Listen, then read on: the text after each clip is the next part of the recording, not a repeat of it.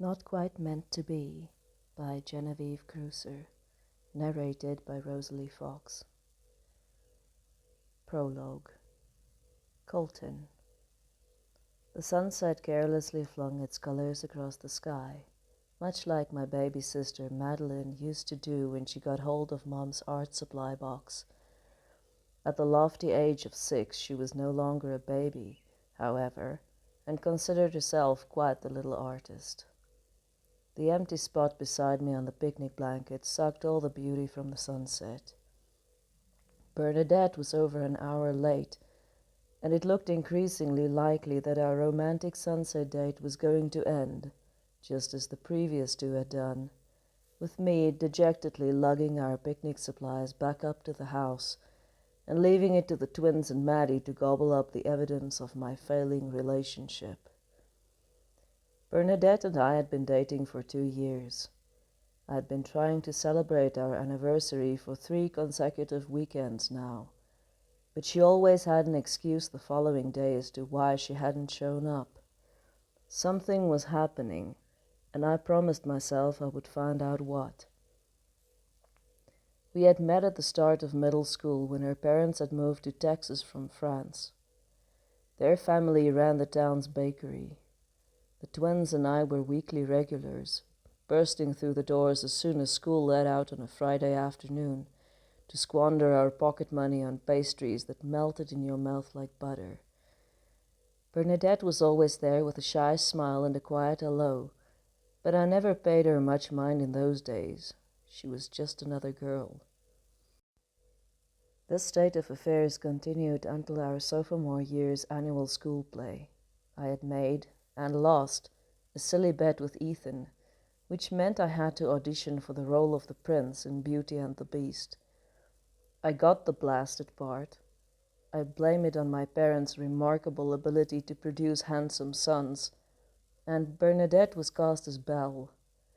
She had been born for the part, with long dark hair that hung down to her waist and hazel eyes that trapped you in the depths and refused to let you go. Our love story began on stage and just kept going from there.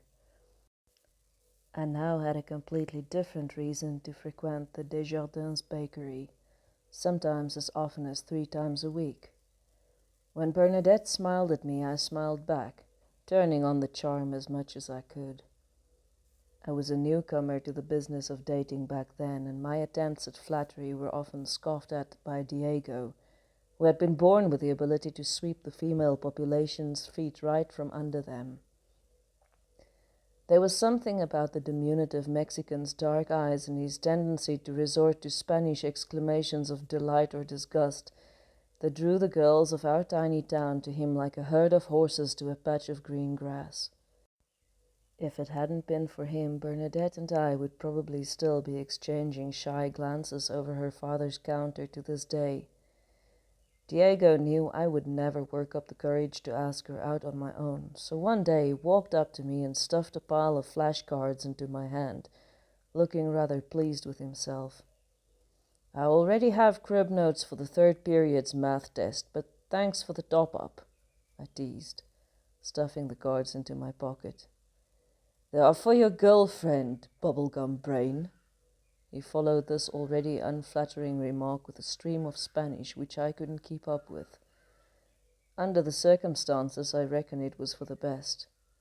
"She doesn't need your crib notes either. She's actually got a brain." "I don't know why I waste my time with you. You're going to marry your horse and die alone." "That's a bit harsh, don't you think? I assume there will be nurses at the end." Diego laughed, the clouds of despair at my romantic ineptitude leaving his expression. I patted him on the head. Diego hadn't grown an inch since 7th grade. Maddie got great satisfaction out of the idea that she would, in all likelihood, be taller than he was by the time she got to middle school. There wasn't much chance of her catching up to any of her 3 big brothers. We had all gotten Dad's height, while Maddie was short and petite, just like Mom. If only they had furry feet, they would have made excellent hobbits. "Are you hoping to help me catch a girl?" I asked, retrieving the stack of cards and looking at the top one. There was a single word printed on it in gigantic letters. Wool. Flipping through the stack, it finally hit me. If held up side by side, the cards would read, "Will you go on a date with me?" "You had better use them quickly. Gaston's eyeing Belle, too." With that, Diego disappeared, leaving me to work out the mechanics on my own. Diego's cards had done their job, and the past 2 years with Bernadette had been nothing short of a fairy tale. Sorry for being so late. I jumped to my feet, rudely jerked back to the present, turning to face Bernadette. The last rays of the day cast a halo over her dark braid, and for a moment I just studied her, amazed that she was mine. "It's all right," I said, deciding the whats and whys could come later. "Have a seat. I'll pour us something to drink." "Before you do, we need to talk." I set the bottle of Pepsi back down, dread replacing the joy from moments before. "I think," Bernadette began softly, reaching for my hand. I let her have it, even though every instinct screamed for me to run before she could finish her sentence.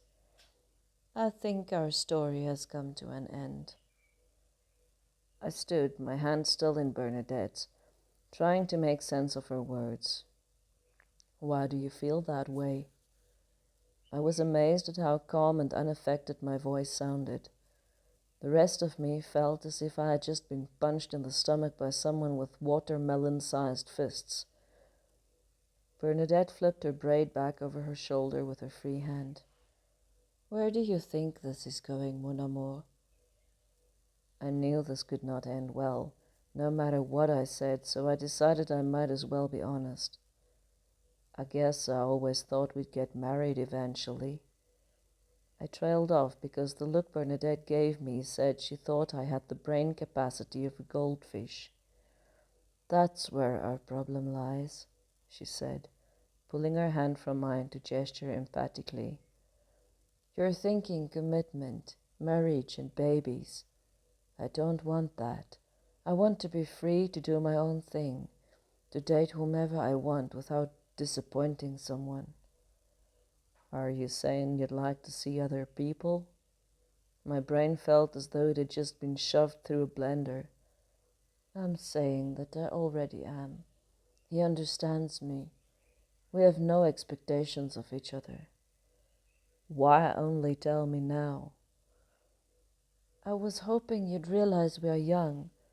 There's time to dream of getting married later. But just look at all this." She gestured at our surroundings. "You're a good guy, Colton, but I don't need this." "Who are you seeing now?" It felt important that I at least knew this. "Kyle Henderson. He played Gaston in Beauty and the Beast. Do you remember?" She smiled, as if we were reminiscing over a fond childhood memory.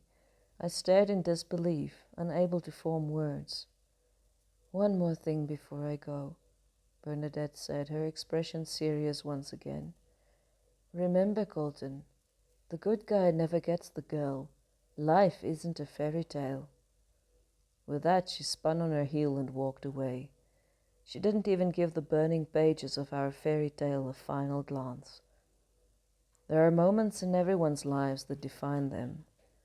These moments can be big, like a hurricane that wipes out a city, or a truck driver who skips a stop sign because he's tired, hungry, and desperate to get home to his family, hits an oncoming car and kills someone else's family.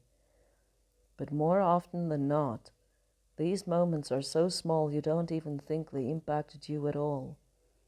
A smile from a stranger, a hug from a friend, or the words of a family member spoken at just the right moment.